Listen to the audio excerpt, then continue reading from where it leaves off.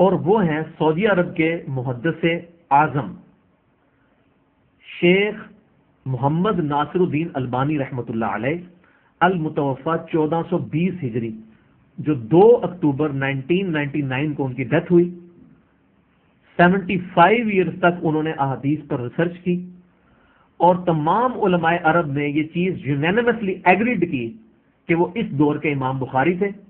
اور مفتی اعظم سعودی عرب شیخ عبداللہ بن باز رحمۃ اللہ علیہ فرمایا کرتے تھے، میں اس نیلی چھت آسمان کے نیچے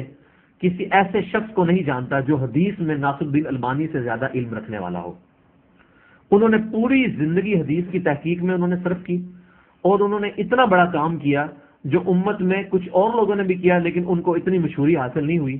اور کچھ کام ایسا ہے جو ان کے شاگردوں نے کیا، انہوں نے مل کے کیا، اور وہ یہ ہے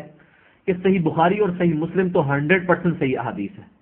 اس کے علاوہ جو صحیح ستہ میں 4 کتابیں ہیں، جامع ترمذی، سنن نبی داؤد،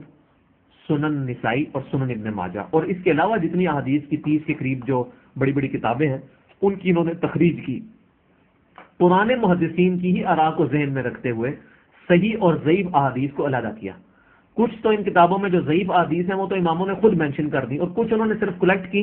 اور ساتھ بتا دیا کہ جی اسماء و رجال کے علم کے تحت لوگ خود پرکھ لیں گے کہ کون سی حدیث صحیح ہے کون سی ضعیف ہے، اور وہ علم الحمدللہ پچھلے 1200 سال سے محدثین نے اسٹیبلش کیا ہے، اسماء و رجال کا علم۔